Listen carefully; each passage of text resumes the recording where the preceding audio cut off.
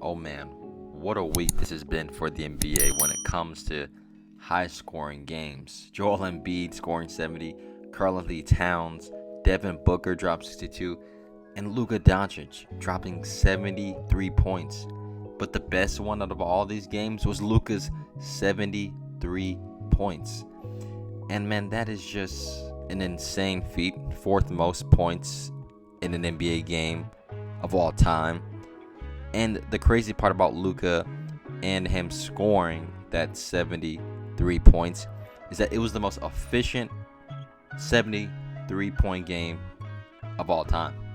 He shot 75% from the field, 8 of 13 from 3, which is 61.5%.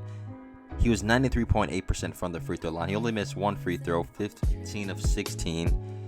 A true shooting percentage of 91.2%.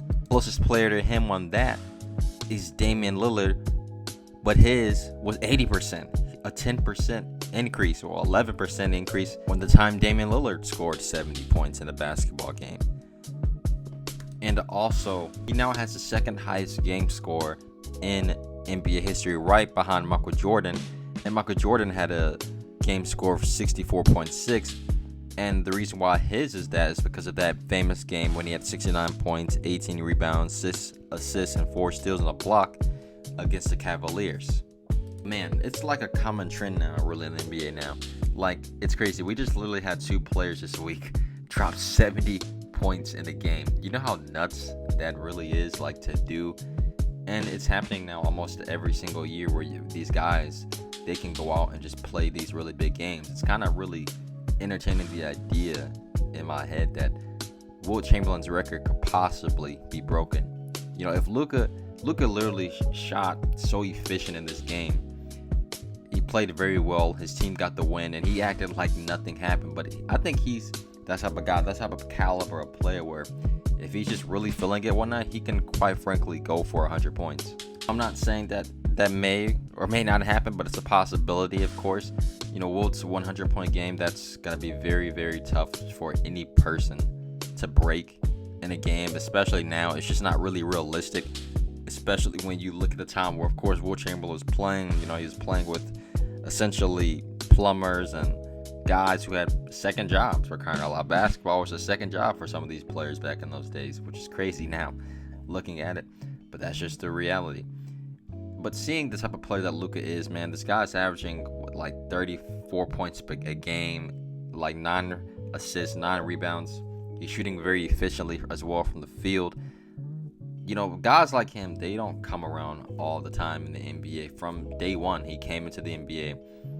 He was already a very special player. But, you know, the thing is with Luka, of course, it's just about winning, I feel like, more so now. Like, this guy, his talent, we know that his talent is second to none. But it's really what the Mavericks can really do in the postseason. You know, and I don't think, of course, right now they're really going to be going anywhere anytime soon unless they make some type of move.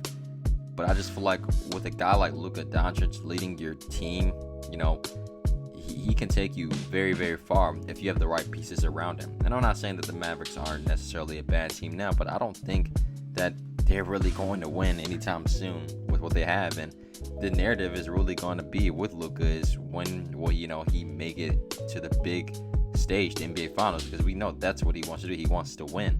He didn't even care tonight about scoring 73 points.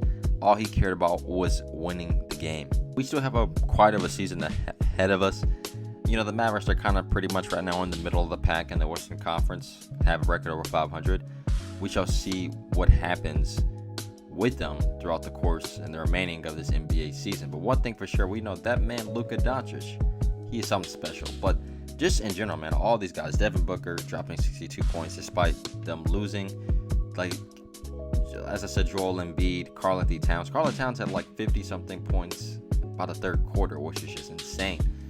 I mean, seeing what all these guys have been able to do this week, it just gives me, like I said, that idea that maybe one day possibly somebody could possibly go for 100 points in the game. And I don't know if that will necessarily happen or not, but if somebody can get close to it, that will be insane. You know, Kobe Bryant was the only person that could have almost possibly did it, but of course he didn't. He had 81 points.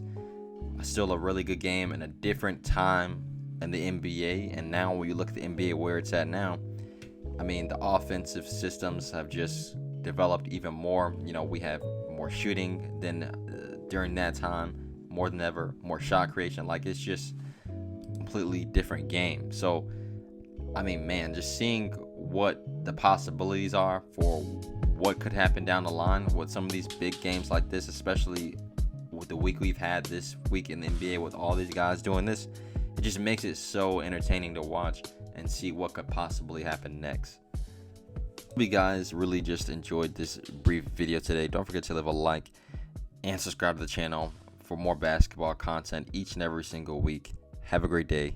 Peace.